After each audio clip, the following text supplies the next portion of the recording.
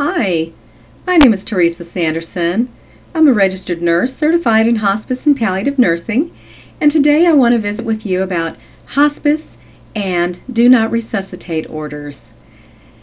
From hospice to hospice, policies vary on the necessity of a patient to have an order that reads do not resuscitate.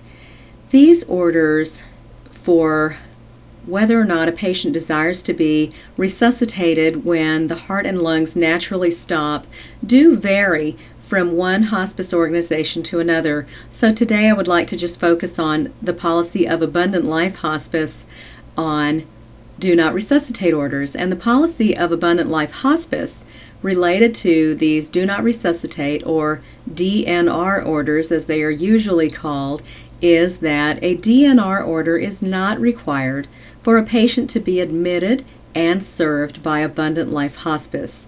And this, I think, gives our patients and families a great amount of comfort when they are admitted to our program.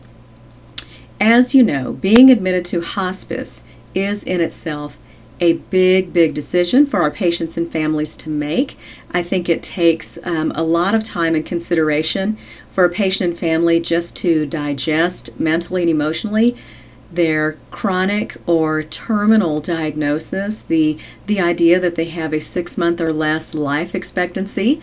Very difficult for them to get that diagnosis down and to accept that, and then also on the coattails of that then to immediately be expected to sign a do not resuscitate order and say, okay, I understand that I'm terminally ill, and now at the same time that I'm admitting myself to hospice, I need to also sign an order that says if my heart and lungs naturally stop that I wouldn't want to be resuscitated.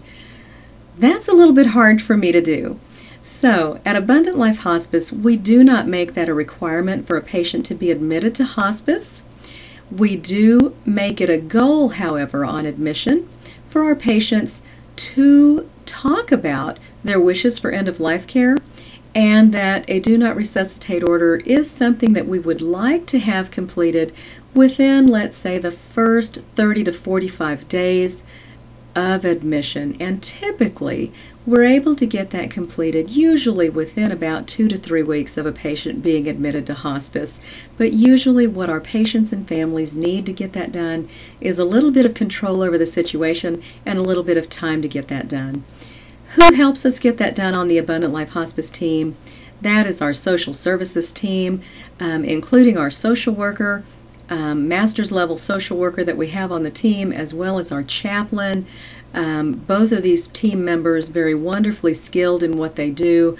Of course, in addition to that, we have a nurse practitioner on the team, as well as our licensed nursing team who assist with educating the patient on medical treatments and things available to them, and how CPR helps, how it may not help, all of those different types of things. So the clinical team working together with the social services team, including again the social worker and the chaplain, to help the patient with spiritual needs as well as coping, mental, emotional, and psychosocial needs as they deal with all of the issues related to making those tough end-of-life care decisions, help the patient and the family as they work through the tough decisions that come along with that do not resuscitate order. Again, for Abundant Life Hospice, the do not resuscitate order is not necessary for a patient to be admitted to our hospice program. I hope this information is helpful to you. Please continue to send me your ideas for content on our weekly video email series, or if you have questions for me, don't forget to email those directly to me or call me at 1-800-983-3881. I'll see you again next week. Thanks.